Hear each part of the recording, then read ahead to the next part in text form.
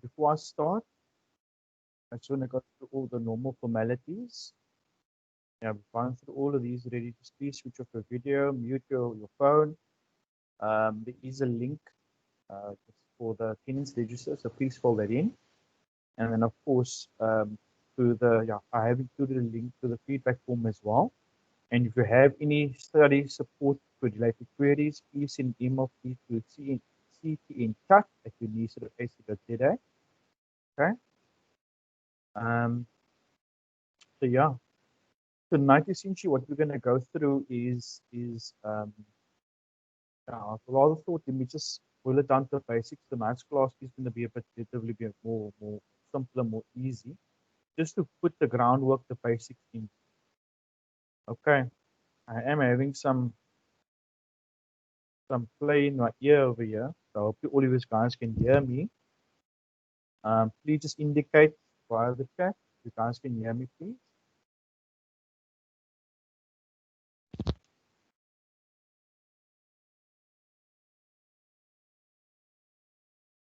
Thank you very Lauren.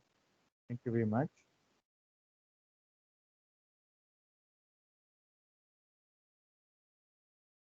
Okay, I did send on the WhatsApp group, and I will also make the notes available after this class. Did send it to the WhatsApp group, so I did forward it to Cameron. So thank you very much for that, Cameron. I'm sure you've sent it to everybody else already. So yeah, awesome. So in terms of, like I said earlier on, we're going to keep this very basic this evening. I hope you guys are going to engage with me. We're going to have a nice chat. We are going to be going through demand and supply, and we'll touch a little bit on the in demand and supply. And person just mute themselves, if please. One.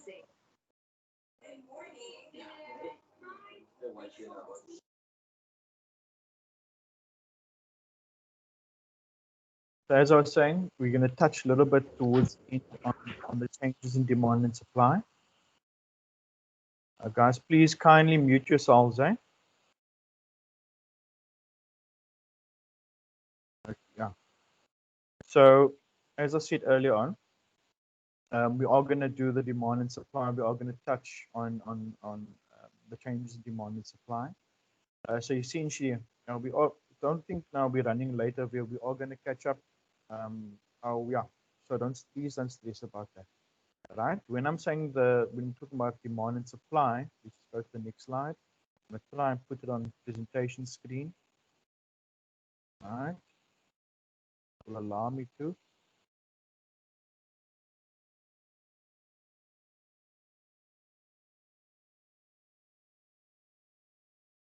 So it's the second column over here. Okay. Last week I did actually define very briefly. I defined what demand is. I spoke to you a little bit about what the law of demand is. Okay. You need to understand and know what the difference is between demand and the quantity demand. Okay. And you also need to know the difference between supply and quantity supplied. And you need to know the determinants of demand and supply.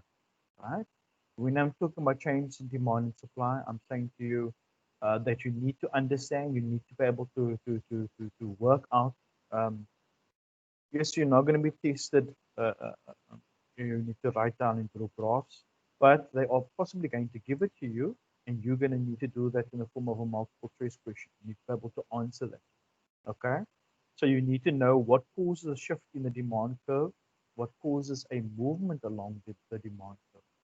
Similarly, you also need to know what causes a shift in the supply curve and what causes a shift in the supply curve. Right? I'm going to move this very quickly. So what is demand?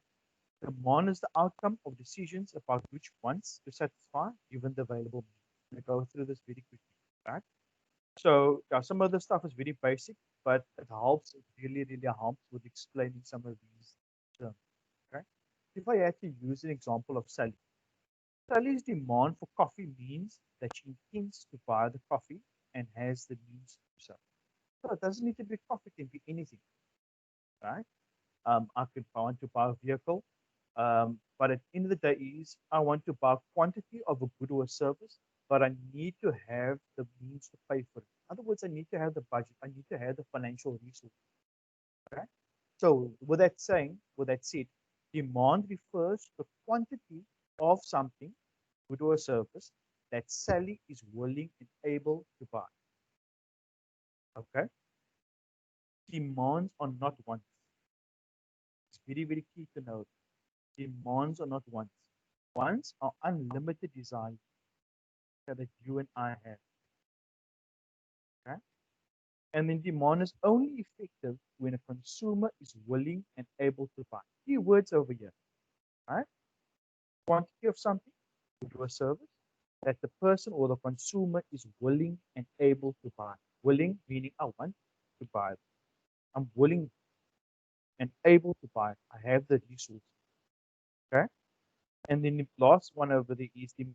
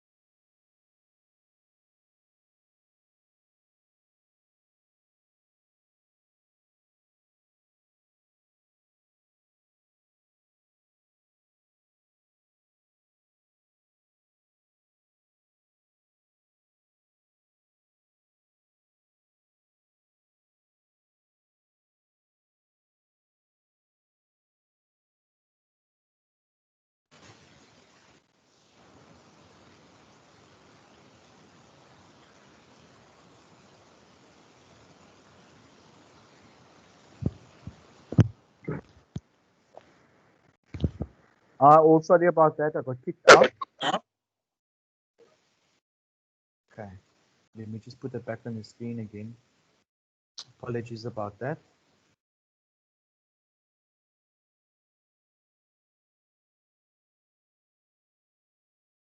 There we go. Can all of you hear me?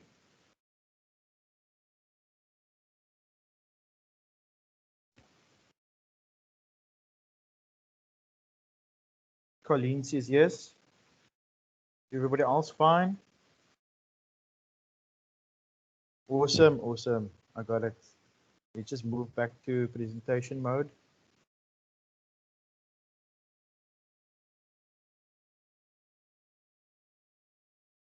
So as I mentioned earlier on, what is the important, very, very important. So yes, you need to know the definition for demand. It's a given. You need to know the definition of demand, right? Because once you come through to, besides, let me just mention a few. It's demand, the law of demand, the determinants of demand, right? Those three things. Then we're going to come to supply again, the definition of supply, the law of supply, as well as the determinants of supply. Pardon? Because if we don't know that, once we come to, that's why I rather chose to introduce the changes in demand and supply towards the end, because I need to go through a lot of examples to kind of just to help you to understand, because it's different variables, and these variables are the determinants of demand. Okay, so yes, I have a lot of people, some of you might say, understand the notation over here. The QD basically stands for quantity of coffee demanded as equal to a function. In other words, as determined by, right? Your PX over there, that's your price of your coffee. Your PG is the price of related goods. In other words, it's your substitutes and your complements. When I say something is a substitute, essentially I'm saying to you, I'm either, and please write this down, either going to buy coffee or tea, right? You're either going to buy coffee or tea. You're either going to buy margarine or butter. Okay, you're either going to buy beef or chicken. Okay, yes, but bearing everything else, let's say ceteris paribus now, everything else being equal. Okay, then there's also your Y, which is households or Sally's income during the period. All right, income. It's income, it's the price of the coffee, it's the price of related goods, and it's also your taste or your preferences. Okay? Your taste or your preferences of the consumer, in this case being Sally. Right? Taste and preferences, as you remember last week, is determined, is influenced, or let me rather say that, by advertising. So maybe you like the coffee, somebody else might like Jacob's Kroning. Okay, it's all on our taste. We all have varied tastes and preferences. Okay, so you need to know the determinants of demand. With supply and demand, you're always going to have the price of the product or the product or good or service. Okay. You're also going to have the price of related goods. In the case of supply, the alternative goods. That's also your substitutes and your complements. Okay. Just think about it. If you want to demand something, it's determined by your income. Remember we said it, right? Sally's demand for her coffee is, right? Demand refers to Sally's quantity of the coffee that she is willing and able to buy. Willing and able to buy. Willing and able to buy. Right? Income. And then, of course, as I said lastly, your taste or your preferences of the consumer. And then lastly, it is the number of people in the household, right? The market or the population. Remember what a market is? It's a collection of buyers and sellers, right? It doesn't need to be a physical place. It can be online as well, okay? I'll give you a simple example. Western Cape, how many people do we have around here? We've got 6.4 million. In the whole of South Africa, close to 55 million, right? In Nigeria, for example, it's 160 million. It might be more, 165 million. So that is the size of your market. So any of your entrepreneurs is listening to this, if you want to sell something, of course you need to go online, because then you are marketing to the whole global space, all right? Of depending, of course, now what avenues you have available. But that is why it's wanting to open up to as many markets as you can. Okay.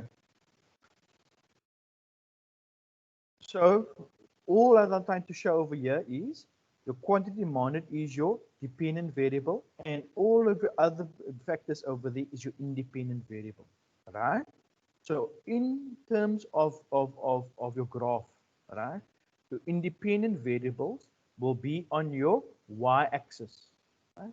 The vertical, that's your y-axis, and your dependent variable will be on your horizontal axis. Okay. That's a key thing that I want you to understand with this over here, right? Lastly, your independent variables determine the dependent variables. It influences it, okay? And we're going to come to that. In the case of demand, if my price increases, my quantity demand is going to decrease. If my price increases, my quantity demand is going to decrease, right? Remember, it's a couple that's, oh, they're having real issues. Valentine's Day, they don't want to see each other.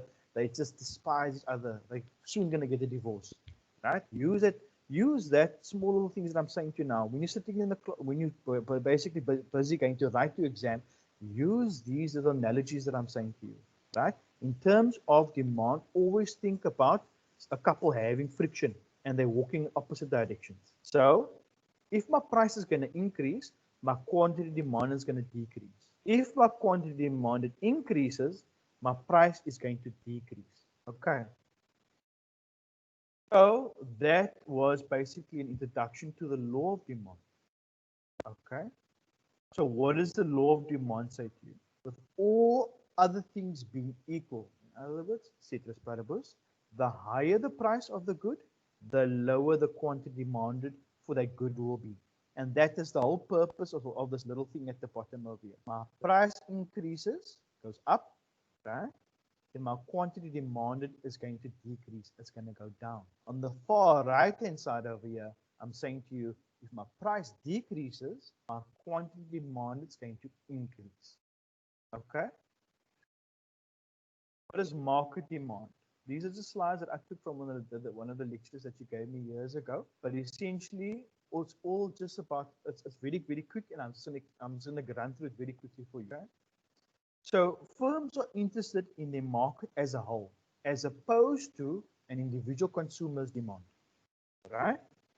The market demand is the sum of all of the individual demands. So it's me, you, that other person is sitting over there. It's Tandu. It is Johan. It's all of us. It's the sum of all of our individual demands. And that's all you need to know. Okay.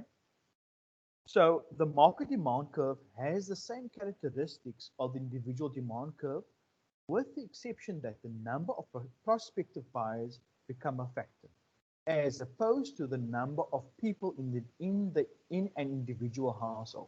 Okay. To determine the market demand for coffee, we will assume that there are 5 consumers of coffee tins in the market. Right? For example, it will be Sally, it will be Norma, it will be Tando, Jessica, and Rafulwe. They all have their own demand preferences, because remember, we all have our own tastes and preferences. Right? So we'll see that play up over here. Right? The market demand can be determined by adding up all the individual quantities demanded by each individual at a particular price. Let's calculate the market demand when a coffee is 10 Rand. Right? So now you see at 10 Rand, what is Sally demanding? Right? She's demanding 100. She's demanding 100 tins. Okay? Whereas Norma is asking for 50. The demanding 50. The quantity demanded is 50. And we rather use the correct words here. The quantity demanded from Norma is 50. For Tando, it's 150. For Jessica, it's 60. For a Philway, it's 120. I did say that a little bit fast. At the price of 10 Rand, the quantity demanded by Sally, let's go back, will be 100 tins of coffee. Norma will be 50. Tando will be 150. Jessica will be 60. And the Philway will be 120. Now we add them all up and it comes to 480. Right? Eventually, once you do all of that, you can see over here, right, that your market demand curve is negative sloping. Okay, that's the key thing that you must remember. In other words, when anything is negative sloping, what is it saying to you? That if the one goes up, the other one goes down. Remember that couple that were fighting, right? That's a key thing that you must just remember over here. But let's say, for example, like I said earlier on, at the price of 10 Rand, what is the market demand? It's 480, right? 480. So here you got 10 Rand, and there's 480. At 20 Rand, it's 430 Rand over there. At 30 Rand, right? What do we see over here? 365. 365. Yes, the exact numbers isn't in here, but you can use it as a guide. So eventually what you're going to get is you're going to have a negative sloping line. Okay. That's a key thing that you must remember. And yes, I forgot to mention to you, if you look on the vertical axis, what do you see? Price of coffee tins, and on the horizontal axis, it's the quantity demanded of coffee tins. QD coffee, and over there, P coffee. All right? My price of my coffee. This is my quantity demanded of my coffee. So now we come back to the determinants again. Okay? I am just going to look at my phone because of, yeah.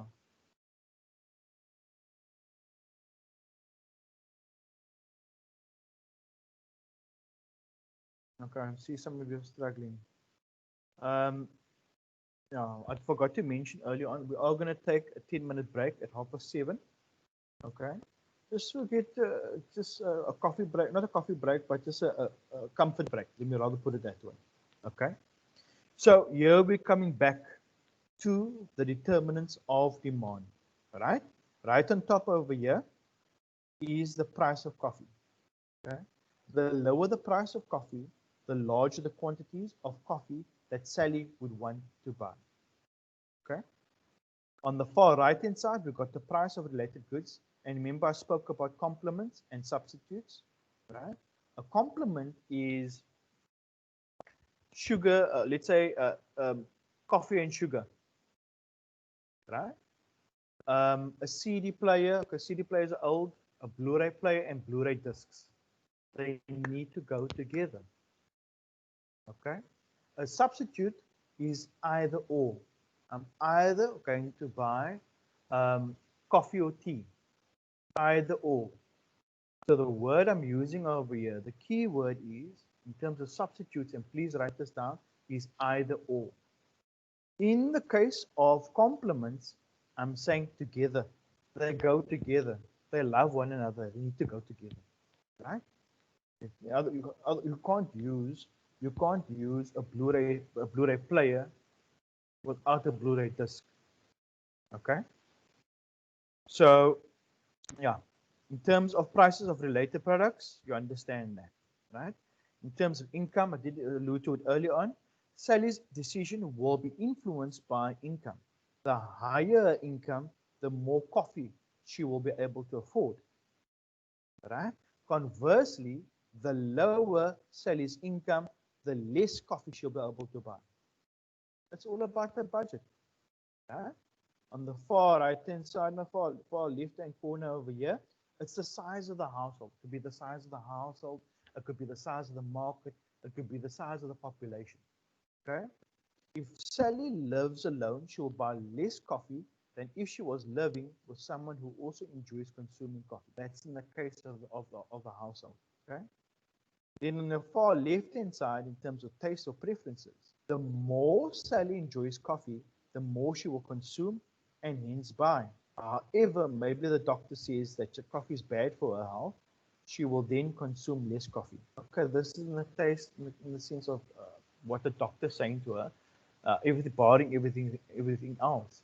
But what I'm saying to you is, maybe your taste or preferences is for a name brand where somebody else will say, oh, listen, I don't worry about name brands.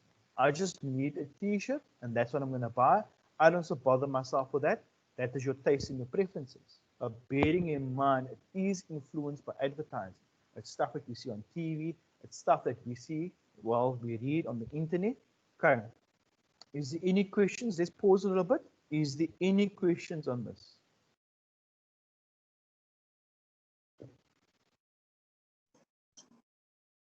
Hi, Oliver. Hi, who am I speaking to? To Jolene.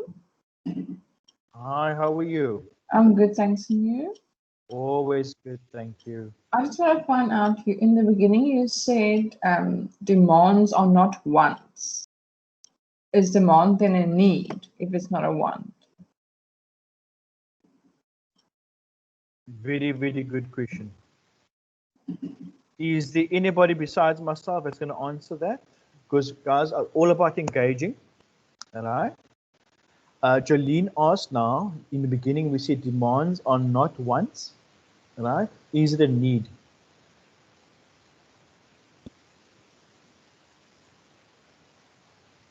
And please don't be shy. It doesn't matter if the answer is correct or not. There was a section in the book about luxury and luxury and normal. Thank you for that, Colleen. There's another person who wants to. Yeah, I'll comment to that later. Yes. Demands can be either needs or wants. I don't know. That a demand can be a need or want. Demand for petrol is high in cities, and the want for, I don't know, luxury goods in cities is also high. So it can be either. I don't know. Fagan, sorry. No, thank you very much, Fagan. So here's the answer to the first question. Right? Demands are not needs or claims either. In the case of luxury goods, right? I'm assuming that you probably read that closer towards the elasticity section of the notes, right? Correct. There's different types of goods. So we will get there, but just with us beginning our narrative, beginning our story, beginning our foundation, our basis, right? This is exactly what I want to say to you, that, right, demands refers to the quantity of coffee that Sally is willing and able to buy. The quantity of a good or service, right, that a consumer is willing and able to buy. So demands are not wants, as not needs. Okay. You might need essential goods. What are essential goods? Medicine. We need food to live, right? But you might not have the ability to pay for it. Okay. I hope that makes sense. Is there Thank you any very other much. questions? No, it's a pleasure. Thank you. Any other? I see Cameron's hand is up.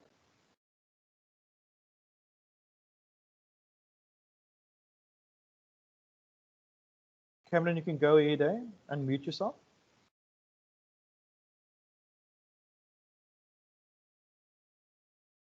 Or was that the hand of mistake? Yes, I wanted to say something, so I was just struggling to unmute myself. No problem. So demand needs to be backed up by your purchasing ability. So you basically have to be able to buy it to be part of the demand. Like, let's say you're thinking of getting a Ferrari, but you won't be able necessarily to buy it, so you're not part of the demand to get of the Ferrari or type of thing, because you don't necessarily have the funds or the ability to buy it. So it needs to be backed up by a purchasing ability, if that makes sense. No, thank you for that. So just one, I need clarification from you a little bit, because you're making it to be something, whereas it's an element of an economy, right, of economics. It's basically, let's just, whenever you sit and think about these type of concepts, just always use yourself as the starting point, your point of departure, right? Use yourself as Cameron, I can see you want to, yeah. So use yourself as the point of departure. And when there's a lot of different people around you, just think, okay, that could be a market, right? But end of the day is, when we see certain goods and services, right, we want to buy it, right? But we need to have the financial resources to purchase the good or service. And that's all I'm saying in terms of demand, okay? The law of demand is something else. And what determines your demand is something also, it's all interlinked. But that's a key thing that I'm trying to say to you. Once you come to supply, that's something else. But they all come together and they have interdependencies and interrelationships. But that's a key thing that I'm trying to convey to you. Okay, I don't want to confuse anybody, but I think as we carry on, it'll become more easy to understand. Are you guys all good with that? Thank you, sir. I think I'm just further in the study guide and I'm getting confused between the terms. Oh, okay. Thank you so very much. No, it's a pleasure, Cameron. It's also very important to understand the difference between demand and quantity demand today. There's a lot of terms that's being thrown around, and it's very important for you to understand the difference between the two. Okay. So we're going to carry on now.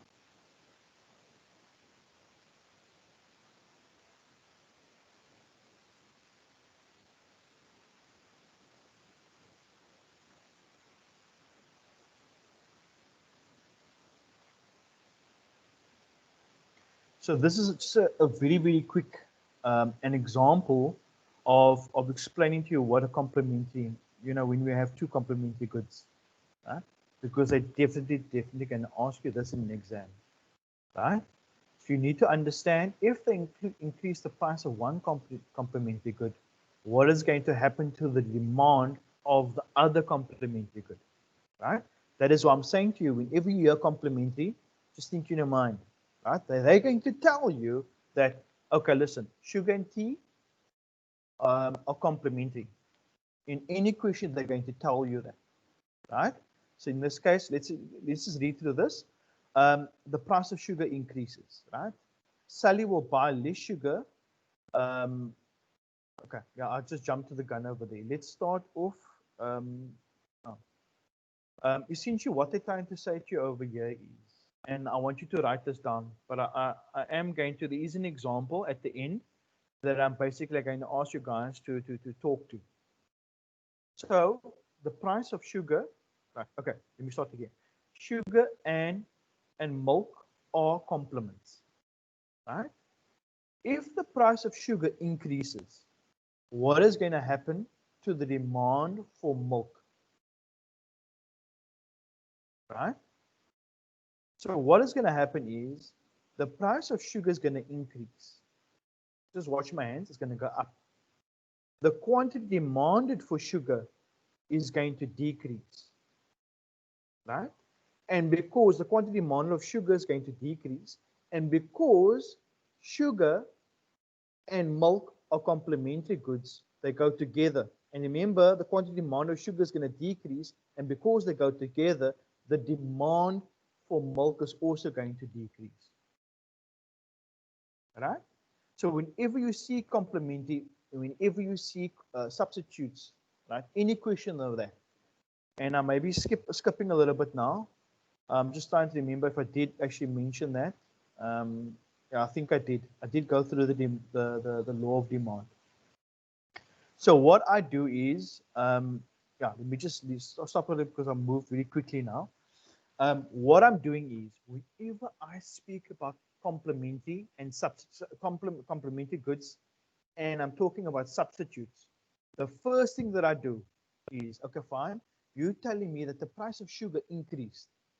And the first thing I do is think, what happened to the quantity demanded of that good? Right? What happened to the quantity demanded of that good? So I know that the price of sugar increased. Clearly, the quantity demanded of sugar is going to decrease. And because they are complementary goods, remember they go together. Remember the word earlier on I said go together, right? They complement each other. They go together. If the quantity demanded of sugar is going to decrease, clearly my demand also, my quantity demanded of my milk is also going to decrease. Because let me rather say the demand for milk will also decrease. Okay, I hope that makes sense. And last little thing over there is that they have a negative relationship.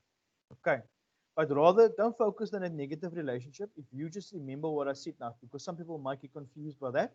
Just the key thing that the way I explained it to you earlier on, right? So here we have substitutes. Okay, remember with substitutes, that's either or, right? They're going to tell you in the exam, right? The price of tea and coffee are substitutes. If the price of tea increases, what's going to happen to the demand for coffee? Okay. So now, like I said to you earlier on, what's the first thing I'm going to do is I'm going to look at my question. Price of tea increases, right? What's going to happen to the quantity demanded of my tea? It's going to decrease. Quantity demand is going to move in opposite directions. It's going to decrease. That's either or. So quantity demanded of tea is decreasing, right? What's going to happen to the demand of my coffee? It's either or. People are reducing the quantity demanded for coffee, and therefore the demand for tea is going to increase. Okay. Sorry, I put it the other way around. The price of tea increases, the quantity demand of tea decreases, right? And because the quantity demand of tea decreases, my demand for coffee, sorry, is going to increase. The demand for coffee is going to increase, right? If you don't understand, I'm going to explain it a little bit later. I'm going to ask one of you guys to explain it.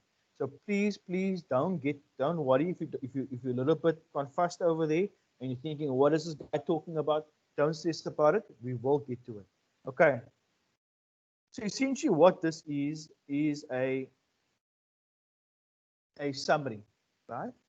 I'm just going to summarize very, very quickly for you. What is the definition of demand? It's the quantities of a good or service that the potential buyers are willing and able to buy. Right? It's also a flow. What are the determinants of demand? The price of the good, the price of the related goods. That's your complements and substitutes. Okay. The income of the individual, which is your Y, your taste and your preferences, the number of people, the size of the population, or the size of the market, Okay. And in the case of the law of demand, over here, right? Remember the negative relationship? The higher the prices, the lower the quantity demanded, right? It's a negative inverse relationship. It's a couple that don't like each other, right? In terms of determining your market demand, you are adding up the individual demand curves horizontally. Okay. In other words, at each price horizontally, adding the respective individual demands. So it was Norma's demand at that price. Then it was Sally's. So Norma maybe had 150.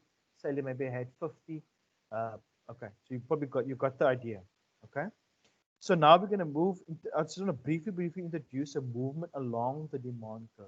Okay, just talk about that. Right? That's brought about by a change in the price.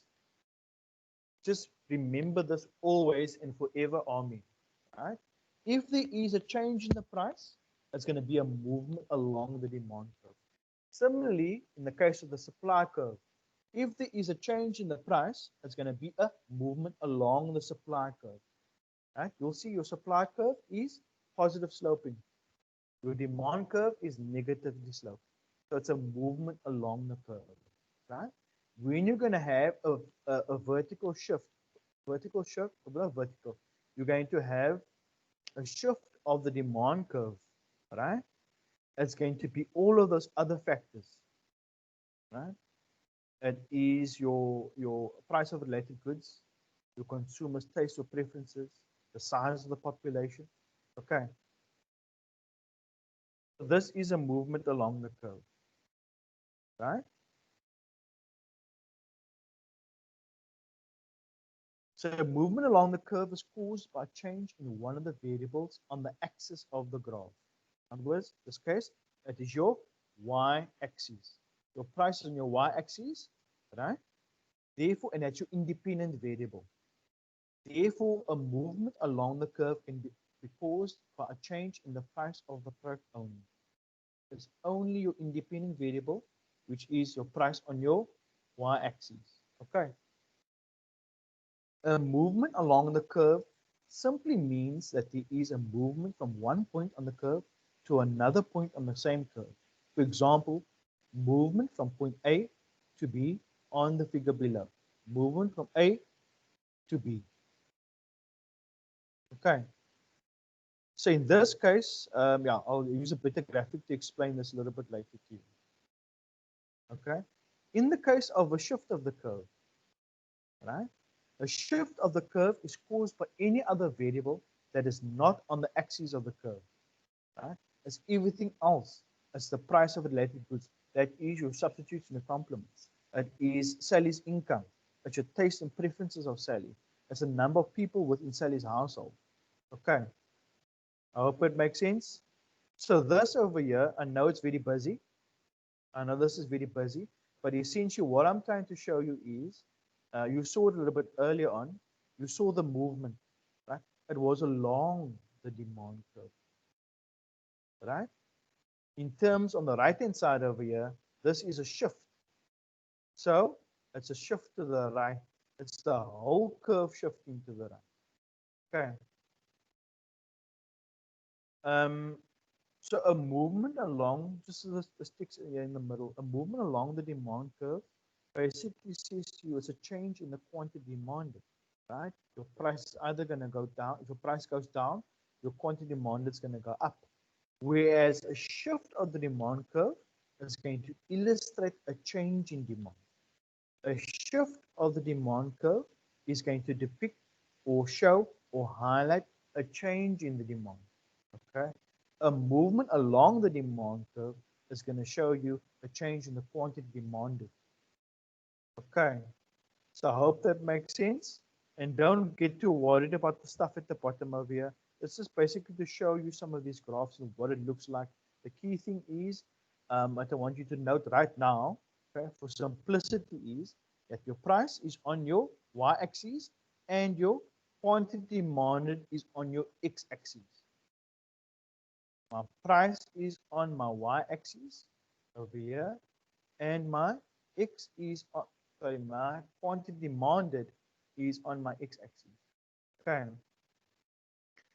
So here's the example I was alluding to earlier on, right?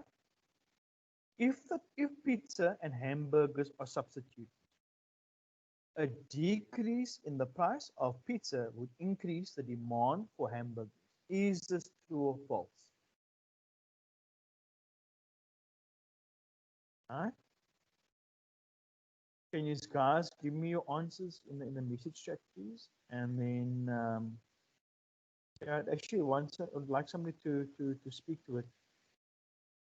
I see CE was very fast. False. Yeah, no, thank you. I'm assuming that's Colleen. Yes. But no, thank you for that, Colleen. But what I'm saying is, when I ask you to speak to it,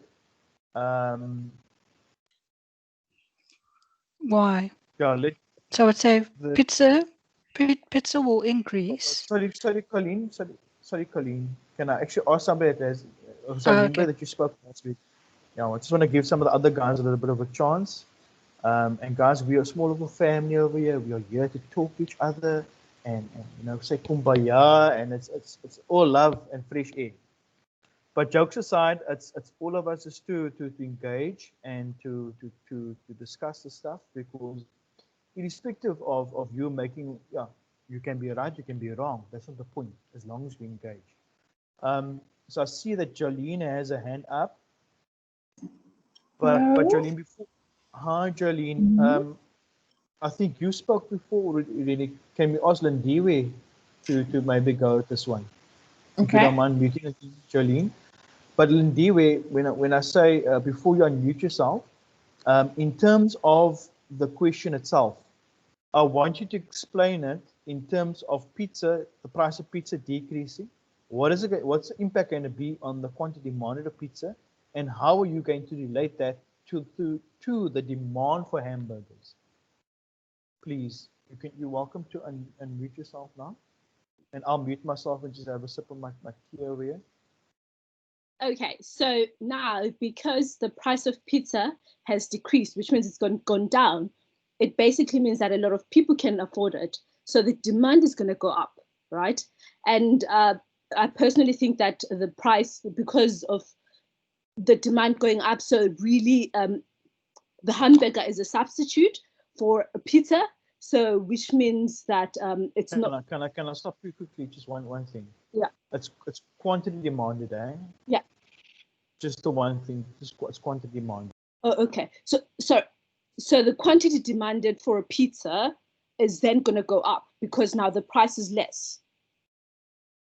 And then the demand for hamburgers is not really going to change because we have the pizza price has gone down. So the demand for pizza is now more. I don't know if I make sense.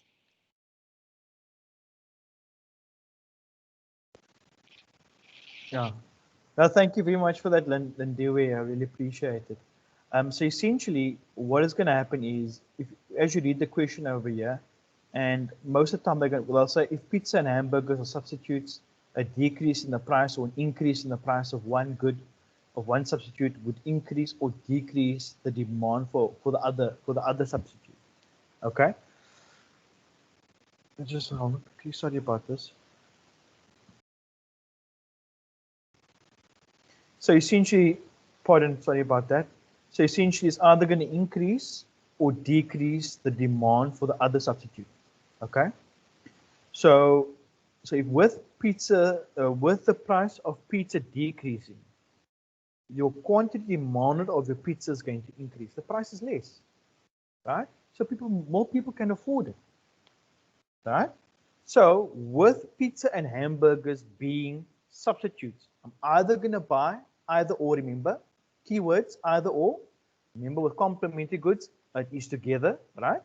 So with pizza and hamburgers being substitutes either or, with my quantity demanded of my pizza increasing, I'm not going to buy hamburgers, right? It's either or. So therefore, my demand for my pizza, my hamburgers is going to decrease. Okay, I hope it makes sense. You know, a lot of you did actually get the answer right, but the reason why for me, this has been the best way in terms of coponology-wise, the rationale, the logic, right? I first related to its own quantity demanded, right? And then I use those keywords together, right, in terms of complements. And in the case of substitutes, either or. And then I'll know what, yeah. Okay, so I hope it makes a lot of sense. Can we move along?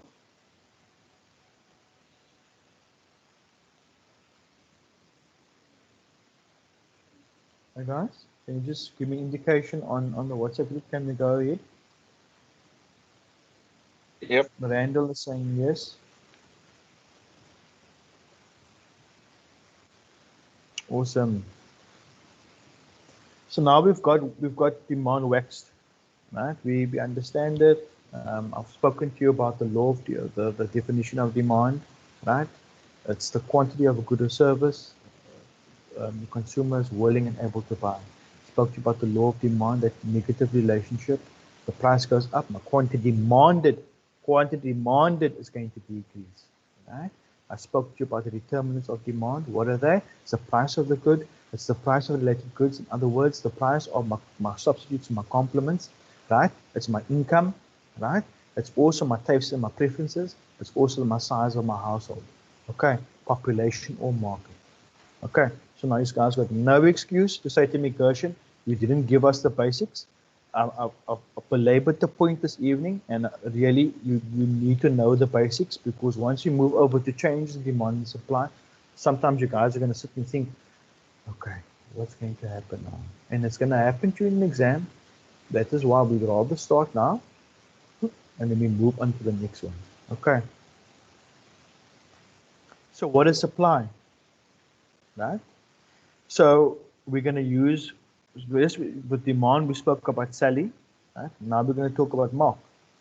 So Mark farms with coffee beans, while Sally, the consumer, demanded coffee from Mark, the producer, who will supply coffee to Sally. Simple example, but it helps, right? So in other words, supply can be defined as the quantities of a good or service that producers such as Mark, like Mark, will plan to sell at each possible price. It's the quantity of coffee that Mark will plan to sell at each possible price during a certain period. And repeat it again, it's the quantity of coffee that Mark plans to sell at each possible price during a certain period. It can maybe be a year, right? Hence, Mark has to decide how much coffee he will supply to his customers at each given price. Okay? Supply as well as demand are also your flow concepts. Okay? So here are your, let me just try and make this a little bit bigger.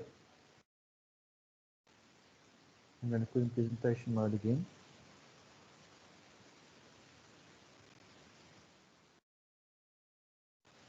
So I'm going to start again with the price of coffee. I mentioned to you that is a determinant of demand and supply, and in both cases, it's going to cause a movement along the curve, right? It's going to cause a movement along the curve. In case of demand, a movement.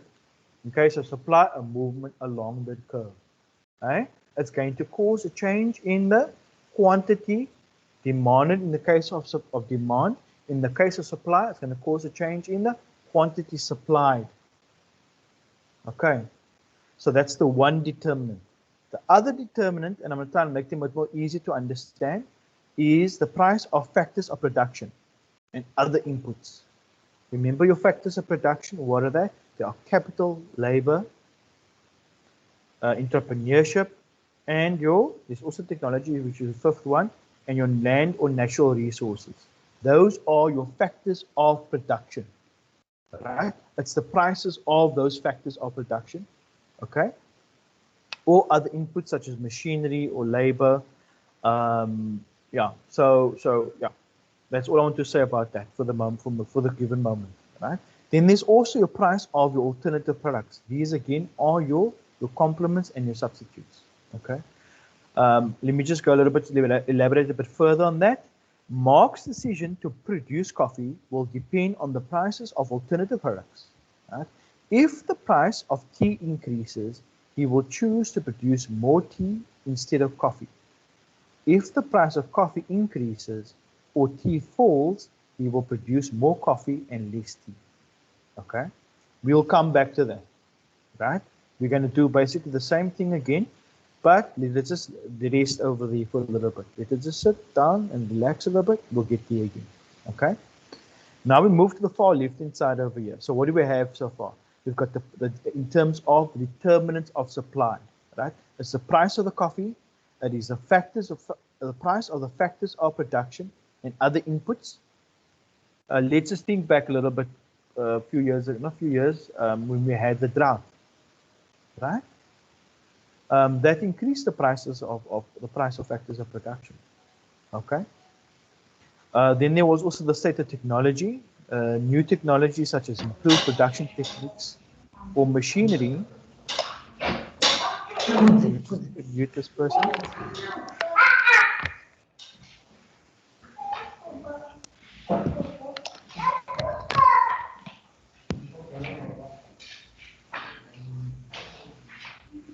Can you just kindly mute yourself, please? Petronella.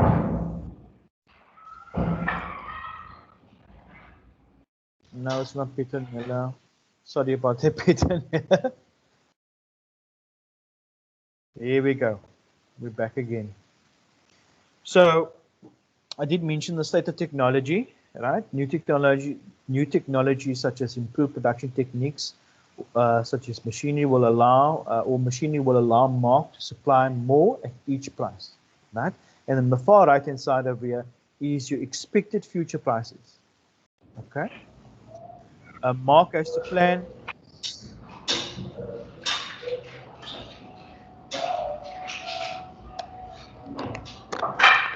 Could go in my bag and take my black earphones. Petronella.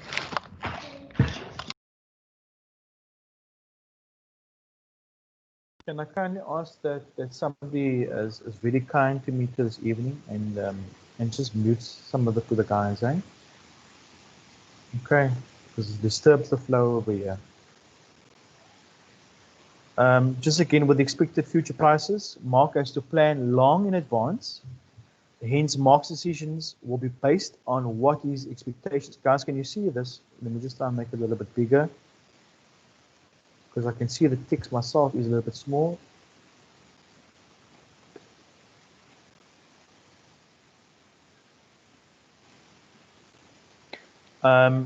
Mark has to plan long in advance. Hence, Mark's decisions will be based on what his expectations for the future are. Right? If he expects the price of coffee to increase in the future, he will produce more coffee, so he may be ready to supply greater quantities when the price of coffee eventually increases. Right? Say, for example, you got some market insider trading information, and he knows in the future, listen, the price is going to increase. What is he going to do? Like it says over there, he's going to start producing more of a good, because what happens? He produces more. Okay. What is the total revenue? Total revenue, right? TR is equal to my price times my quantity sold. Right? So of course, firms or producers are in the business to maximize their profits. What do governments do? Governments is all about service delivery. That's the key difference between the two. The one is there to maximize the profits, and that's your private sector, your business, whereas government is all about service delivery. Okay. So in short, this is just what I said earlier on, just in your normal notation, right? Your QS over here is your quantity of coffee supply. Is a function of, it's determined by, it's the determinants. So it's determined by the price of coffee, your price of alternative goods, the price of the factors of production, other inputs, your expected future price of coffee, and your technology. Okay. And there are also other factors that may affect the supply. Okay.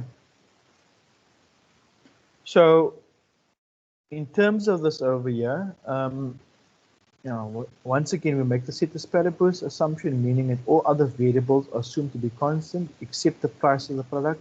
Hence, the quantity supplied becomes a function of the price. So now, what are we going to determine? We're going to determine, this is Mark's supply of coffee. Okay.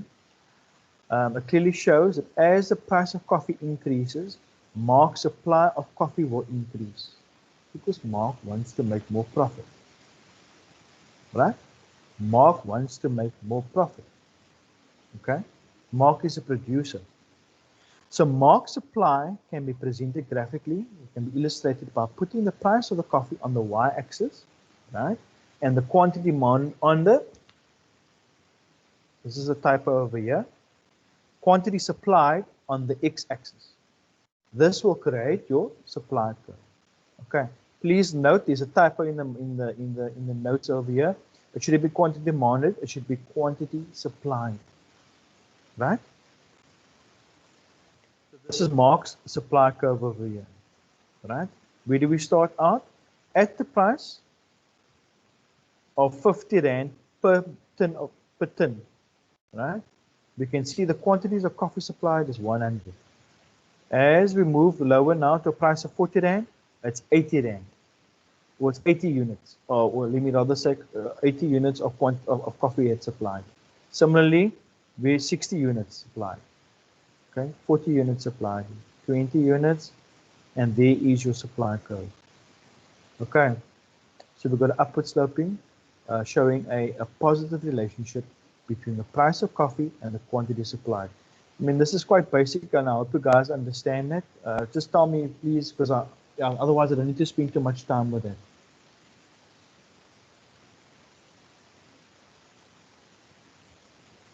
No, it's fine. Thank you, Sylvia. Guys, you understand this? Because this is a bit basic, but I thought let me rather just go through it, and then yeah. Colleen is saying all good, but maybe before we go through the break, the 10-minute break, is there any questions on this so far?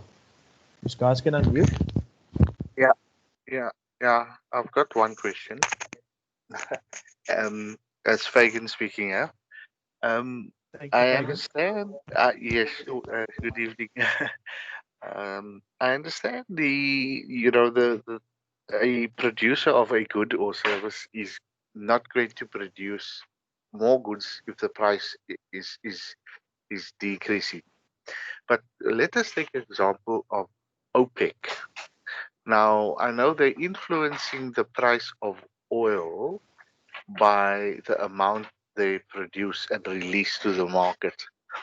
But I know that there are some countries that even though the price is low, they continue to flood the market, even producing more oil, in so doing, affecting the price, making the price go down. Now, I'm not meaning to complicate it. I understand the basics of it, but in a case like that, is that a little bit? Is that your next level economics, or how does that phenomenon operate? Fagan, thank you very much for the question, and there's a reason why I'm smiling. You're jumping a little bit ahead, eh? Oh, sorry.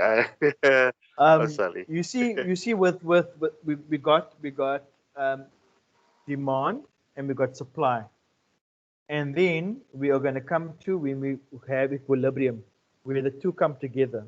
At the moment, we just got them separate. When we can put them together, then we're going to have market equilibrium, right? That is where your quantity demanded equals your quantity supplied, and if you have a change in one of your determinants, and that is the exact reason why. And I'm actually very happy that you raised that question.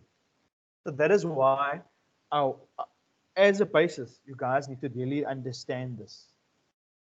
You really, really need to understand this, so that once we come to changes in demand and supply, and we go to market, the market equilibrium, where you've got your demand and your supply curve coming together. In other words, when I say equilibrium, That's where, and just sit and think about this. Just don't stress too much about it. Just sit and think to yourself, right? My equilibrium point is where my quantity demanded is equal to my quantity supply. Okay, that's one of the other key things that you just need to remember tonight. Okay, but I'm flagging it with you, right? Not to make you think, oh my word, yes, we're going to get there before we get to elasticity, because with ECS 1501, there is some other little things towards later on that is a bit more difficult, right? Well, not difficult, but in terms of supply and demand, it's at the heart of economics. You need to understand supply and demand, market equilibrium, right? Market equilibrium, and the change in demand and supply, because it's in your face. For example, what happens with OPEC, right? If they reduce supply, your prices are going to increase. I can tell you now already, right? But maybe initially you're going to have to show me, okay? So yeah, I'm going to leave it for there for a little bit, but let's break for 10 minutes and come back at quarter two, let's say 22, and then we're going to go through the last little slides. We've got 10 more slides to go, but it's going to go very, very quick, and then we can, yeah, maybe 10 minutes after that, takes about a minute a slide, and then we can just open up for more questions. Okay. So yeah, I'll be back at 22:08. Thanks, guys.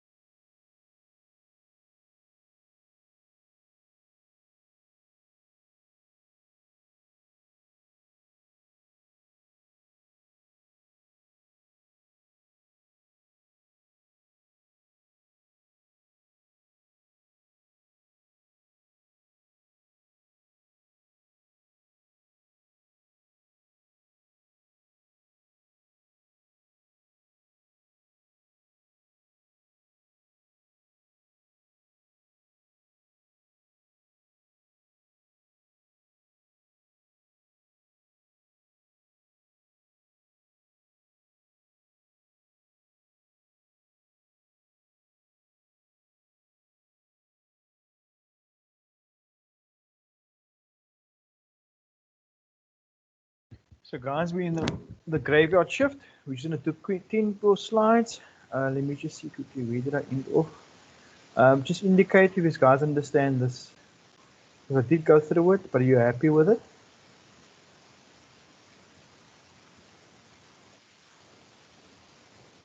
In the messenger chat, please.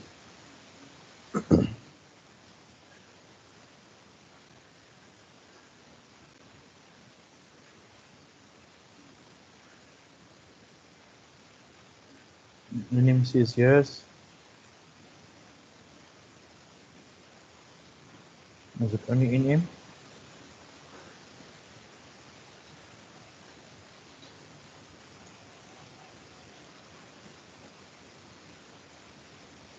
Can I just ask again? Salima says yes. Awesome. I'll take it from there and just carry on. Okay. So the market supply curve, similarly to the demand, the market demand curve. All you're going to do is you're going to, in this case again, you're going to move from the individual supply to the market. All supplies are added together horizontally, right? The market supply curve shows the relationship between the price of the product and the quantity supplied. Okay, so your market supply curve, these other possible determinants, it's your government policy, it's natural disasters. Remember I spoke to you guys about the drought. Okay, in the case of government policy, its subsidies will increase the supply of a product, right? Because you essentially, what's happening, the producer's paying less for that product, okay? While taxes will decrease supply, okay? When we talk about dream products and byproducts, a change in the supply of products that are used jointly will have an effect on the supply of a product like sugar and syrup. Joint products are sometimes called complementary production. Okay, we understand that.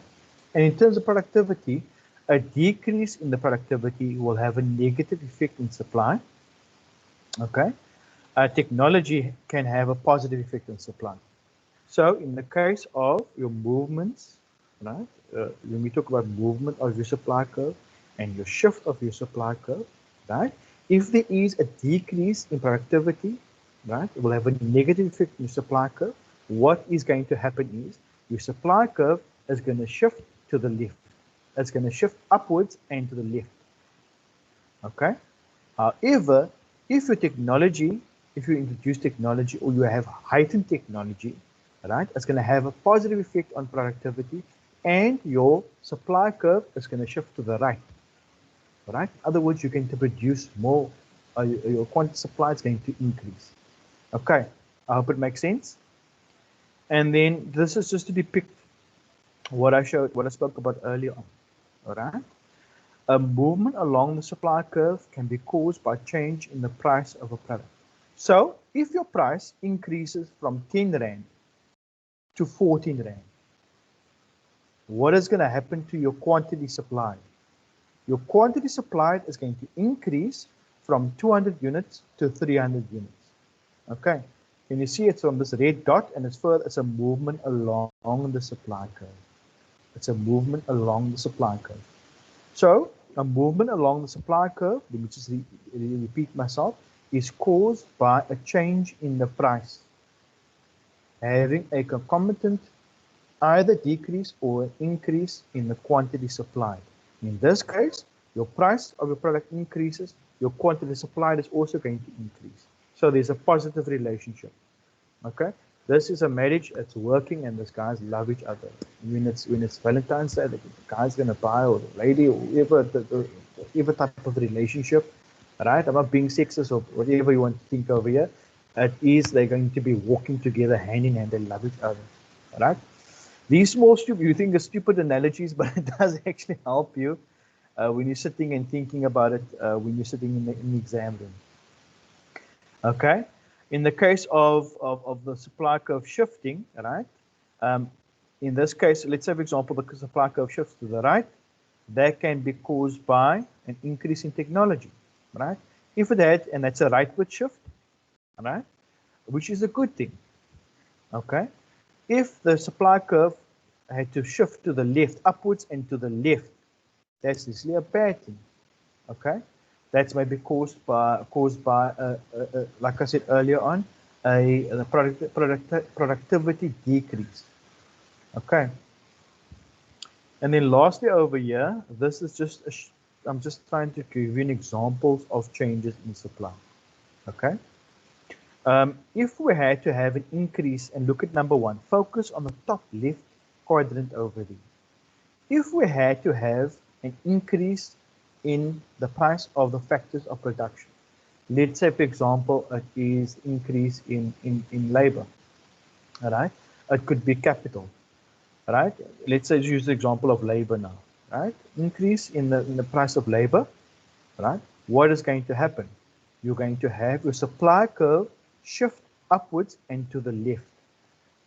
Okay, that is going to bring about yeah. So as you see, first of all, your price increases from P0 to P1. Okay. Yeah. What I'm actually doing very wrong over here, I'm just remembering, coming back to Fagan, is I'm actually using the examples of when things are in equilibrium. And I apologize, but let's not, yeah. Just these are some of the pictures that you're going to see later on, but I was a bit naughty, so I apologize for that. Okay, I will be speaking to that next week. Okay, so other than that, what are the, let me just summarize for you quickly. What is supply? Right? Supply is defined as the quantities of a good or service that producers plan to sell at each possible price. Okay. What is the law of supply? The law of supply says that as the price of the good or service increases, the quantity supplied will also increase. Right? As a positive relationship. Okay. However, if the price decreases, your quantity supplied will also decrease. Why is the producer going to do that? It's because they want to maximize profits. Okay. And then the last thing is, what are the determinants of your supply function? Okay. It's the price of the good or service. It's the price of alternative goods. It's the price of factors of production and other inputs, and its expected future prices. Okay. So let's just leave it over there. And then, yeah, let's open up, let's have a small discussion, and then we can end off our conversation this evening. So let me just check if there's any conversation on the side over here. Colleen saying that she's, okay, now she's happy, but that's 28. Is there any questions? Jolene, I see you got your hand up. You're welcome to unmute. Hi, I just want you to explain that last bit where you now said if labor increase with a shift on the supply curve. No, thank you for the question. So essentially, remember, one of the determinants is that the price of your factors of production changes and other inputs. Pardon? So what are your factors of production? One of them is labor, right? That's your factors of production, right? There's capital, there's entrepreneurship. What is their remuneration? So in the case of labor, it's going to be wages or salaries. In the case of capital, it's going to be interest. In the case of entrepreneurship, it's profits. In the case of land or natural resources, economic rents. So if that price has changed, all right, it's going to have an impact, or it's going to cause a shift in your supply curve. Okay. Are you happy, Jolie?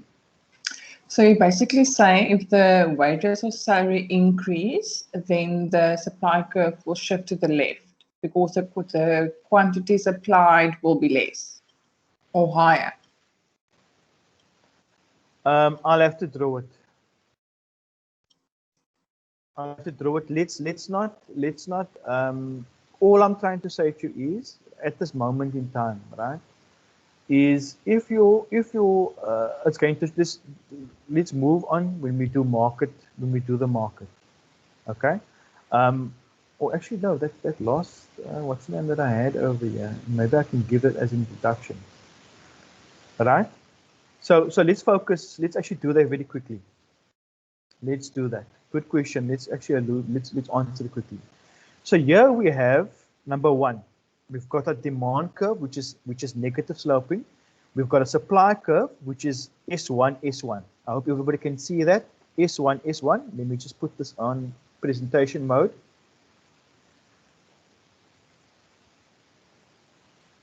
Initial equilibrium in this market over here, right, is DD, that's my demand curve, and my supply curve is S1, S1, okay? My initial equilibrium point is E1 over here.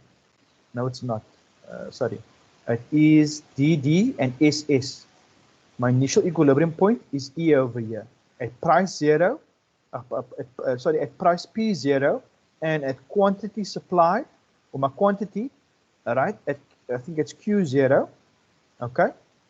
So now we have, like Jolene said, the price of labor increases. In other words, wages, and the producer needs to pay more wages to his or her staff, all right? What is it going to do? Is we're going to have a leftward shift of the supply curve from SS to S1, S1. What is that going to do? What are we going to see in terms of our equilibrium price and our equilibrium quantity? Okay, and a very important thing that I omitted initially is that where our equilibrium point E1 over here is where our quantity demanded is equal to our quantity supplied. So the market is in equilibrium. Okay, everything is hunky-dory within that market. But now, what happens? All right, the price of labor increases, the wages and salaries for the producers within that market increases. Right, your supply curve shifts to upwards and to the left, from SS to S1, S1. Okay, you've got a new equilibrium point called E1 over here. Now you have a new equilibrium quantity, right, which is Q1.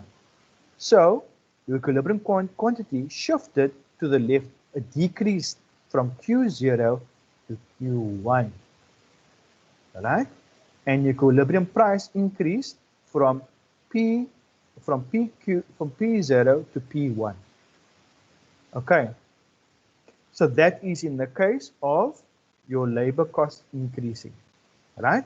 However, if you have to look at number 2 over here, right? Here is an example of an increase in productivity. Okay, our initial equilibrium point, right, where we have our demand curve of DD, and our supply curve of SS. That's an equilibrium point, initial equilibrium point, denoted by E. So what is our equilibrium price? It's P0. Our equilibrium quantity is Q0. So with an increase in productivity, is a good thing. We can produce more with our resources. Okay. So what happens is your supply curve is going to shift from SS to S1, S1. And with that, my equilibrium price is going to decrease from P0 to P1. And my equilibrium quantity is going to increase from Q0 to Q1. Okay, I hope it makes sense. Is there any questions on that?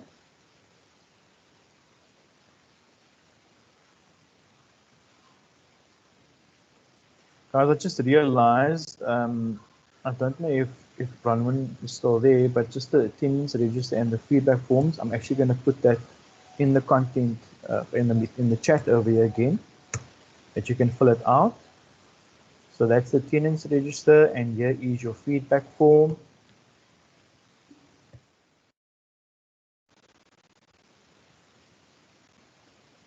So Fagan says he understands. Jolene, you saying, okay, that was it 9 minutes ago. But is there any questions on that?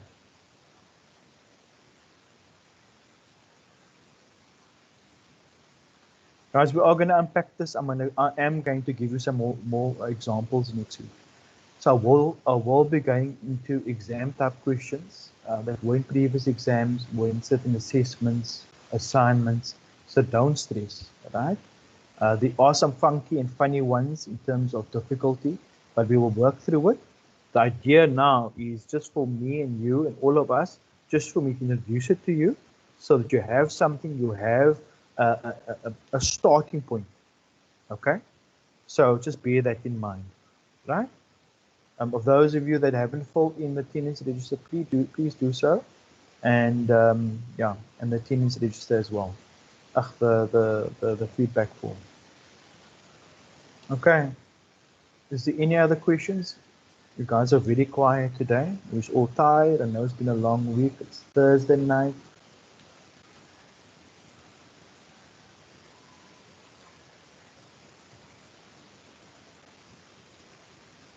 You rather want to call it a night?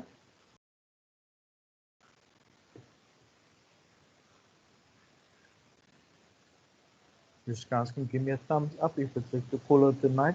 Essentially, what we'll do next week. Colleen wants me to carry on. Essentially, for next week, what we're doing is just go a little bit more into, like I said earlier on, doing some more examples in terms of the changes in demand and supply. I haven't really, I did very briefly talk about the market equilibrium, but that is where you have your quantity demand, you put your quantity supplied, you're going to have an equilibrium price and equilibrium quantity, okay?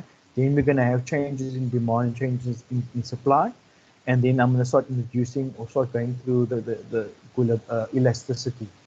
But don't stress with the elasticity. There is a technique that I'll show you, a formula that you guys will need to work through. But elasticity does catch a lot of people, okay? It does catch a lot of people. And in terms of the book, you know, the formula that they use over there does confuse. But at the end of the day is, it's for you to make things simple for yourself, okay? With that, in terms of elasticity, there's two words that I want you to think about, right? And I use this, okay? In terms of price elasticity of demand, just think, use the word, when I say elasticity, think about price elasticity, think about sensitivity. How sensitive am I to a price increase or decrease, right? How sensitive am I in terms of my quantity demanded of that good, right? If you're a smoker, you're going to be insensitive. So then you're going to be price inelastic, right? You're insensitive to a price increase. You're still going to demand that good or service. In other words, you have the willing and you're able to buy it, right? But I'm talking about quantity demanded over here. So you are going to go buy the good or service, right? When you have a price elastic good, right? When you are sensitive to price increases in terms of quantity demanded of the good or service. That's your bread, that's your milk, okay? Those are examples of them, right? Then when we talk about price elasticity of supply, then you think of the word, think of responsiveness. How responsive is that producer or supplier of that good? Okay, so I'm going to leave it with that. We can chat again next week and Thursday. Have a beautiful evening further. Remain safe, and thank you very much, guys. If there is, I hope everybody's filled in all those the feedback form as well as the attendance register.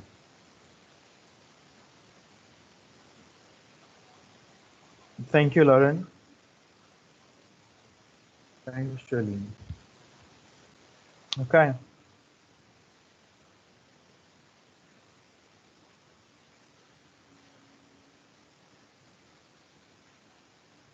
Thank you, guys. Always a pleasure.